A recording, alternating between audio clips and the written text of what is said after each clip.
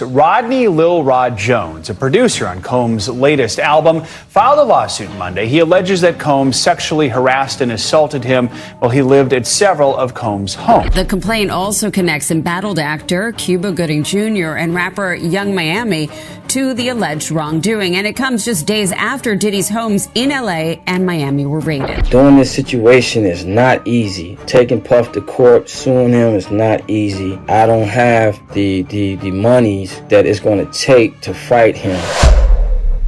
Diddy's legal battles make it back to the headlines with a brand new lawsuit filed against him, with the plaintiff music producer Rodney Lil Jones explaining the assault he endured by Diddy and his friends and what he witnessed inside his mansions. Seems like Diddy is not the only guilty one after all. Homeland Security broke into Diddy's lavish Miami and LA homes in March 25th of this year. According to reports, the search warrants were connected to a federal investigation in Manhattan related to allegations of sex trafficking, sexual assault, and the solicitation and distribution of illegal narcotics and firearms, with hopes of finding proof to link the music mogul to his alleged crimes. Word on the street is that they might have found more than just that. Combs' legal battle started the moment ex-partner Cassie Ventura sued him for physical abuse, drugging, and sexually assaulting her. After that, several other lawsuits by anonymous men and women were put up against him, which led to bigger names in the industry admitting to being assaulted by Diddy. The accusations started making it to the spotlight non-stop, and time was not on Diddy's side. Every week that passed, new and old allegations were making headlines in the internet and sparking endless rumors. But things started getting extremely messy the moment the HSI raided his homes, making it official that a real and serious investigation was taking place. A couple of weeks before the home raids occurred, music producer Rodney Lil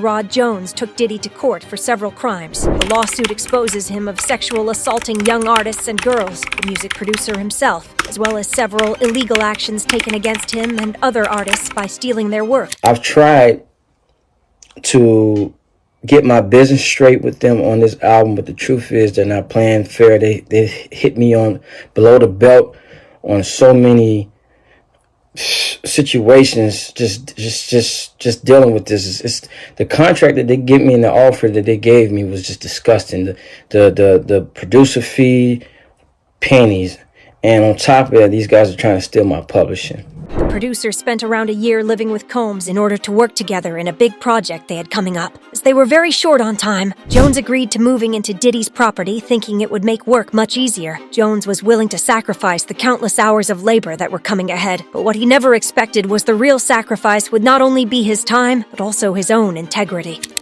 At a time, 16 hours to 24 hours a day, sometimes, Diddy would request certain works to be done and tell us don't go to sleep until it's done. And the truth is we'll be up for days trying to accomplish that. At the beginning of his stay, Rodney Jones started witnessing some very strange occurrences, especially during Diddy's extravagant parties. Nonetheless, he never expected the truth to be what it turned out to be. He soon started experiencing different micro-forms of harassment, not only from Diddy, but also from some of his elite guests, which slowly escalated to full-on sexual assault. This series of unfortunate events is what led Jones to finally sue Diddy in a new lawsuit filed in February. As he himself declared in a video, that was one of the hardest decisions he had to make in his career so far, as taking Diddy to court could end very badly for him and his loved ones. He refused to be one of those people who years later regretted not coming out with the truth. I won't be that guy 20, 30 years from now looking back saying, I wish I'd done this. I'm going to do this now.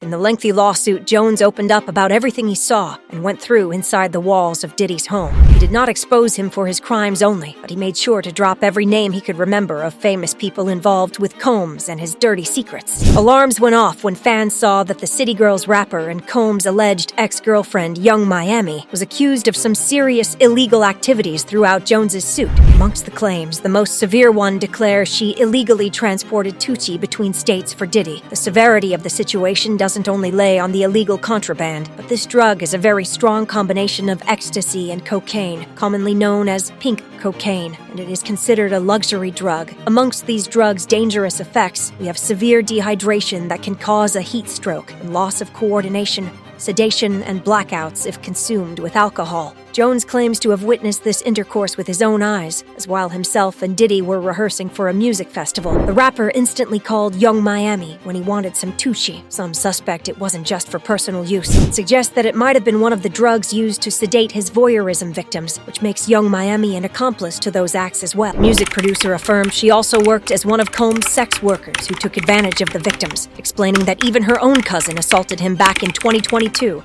during a Thanksgiving event. Unfortunately, it does not end here, as it seems that Young Miami is not the only woman on the list. Both Daphne Joy and Jade Ramey were accused of receiving monthly payments from Combs in exchange of sexual favors from them, to himself, his guests, and his freak-off participants. Both have publicly denied the claims, but 50 Cent's ex, Daphne, assured she will be taking legal actions against Jones for the false claims. I am deeply hurt by the lies in Rodney Jones's lawsuit. The claim that I am a sex worker is 100% false and character assassination. I am retaining an attorney to explore all legal remedies against both Rodney and his attorney. The Duke of Sussex was also mentioned in Rodney Jones's lawsuit as one of Diddy's famous guests. While he did not get into details about Prince Harry's involvement with him, what seemed alarming to some was the fact that he summarized said guests in athletes, political figures, artists, and musicians, but specifically said Harry's name when mentioning international dignitaries. While some suspect on Prince's Harry-Wary association with Combs, others chose to believe in his innocence and explained how it might have been just an example on how Diddy's association with these sex trafficking chains benefited his social status. Word is still yet to be heard from Prince Harry's representatives or the royal family. While the names we've dropped so far are concerning enough, the latest news is that Jones's case made headlines again this week after amending his complaint. Lil Rod added 25 pages and a new defendant who is no other than Cuba Gooding. The Oscar-winning actor is accused of graming Jones and passing him off to his friends on several occasions. Jones explains that Combs was the one who suggested that Gooding got to know Jones better the first time they met and then left the two men alone in a makeshift studio inside Gooding's yacht. According to the plaintiff, that's where the series of assaults began. Cuba Gooding Jr. began touching, groping and fondling Mr. Jones's legs, his upper inner thighs near his groin, the small of his back near his buttocks and his shoulders. The lawsuit reads, Jones verbalized how he felt extremely uncomfortable and attempted to reject Gooding's advances, but claims the actor did not stop until Jones forcibly pushed him away. According to the lawsuit, Gooding's misconduct caused him to go through physical injury, severe emotional distress, humiliation,